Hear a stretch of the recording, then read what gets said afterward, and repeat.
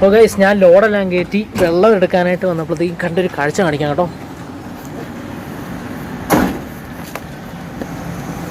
ചേട്ടനാണ് ഇതിന് ഫുഡ് വീട്ടിൽ കൊടുക്കുന്നത്.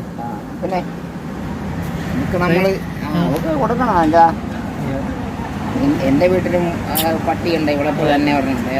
അവർക്ക് നമ്മൾ കൊടുക്കാന്നുള്ള ഇടിക്കായിട്ട് കഴിക്കണേ. സുഖിയനും ബോണ്ട കേട്ടോ കൊടുക്കുന്നത്.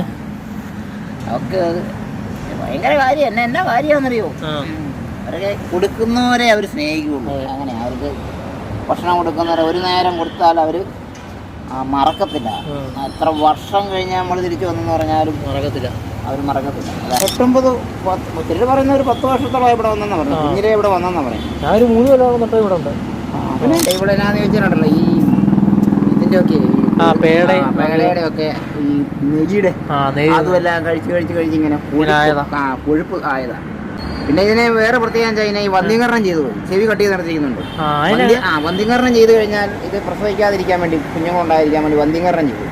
വന്ധ്യീകരണം ചെയ്ത് കഴിഞ്ഞാൽ എല്ലാ പട്ടിയും തടിക്കും.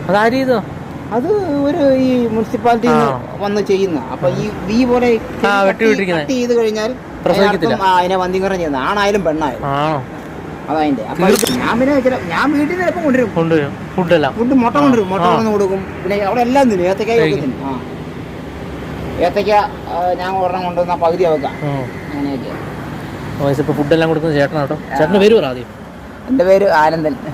സ്ഥലം പങ്കട. പെണ്ണ കേട്ടോ, ഞാൻ ഓർത്ത് ആണാന്ന് ഓർത്ത്. പെണ്ണാണ്.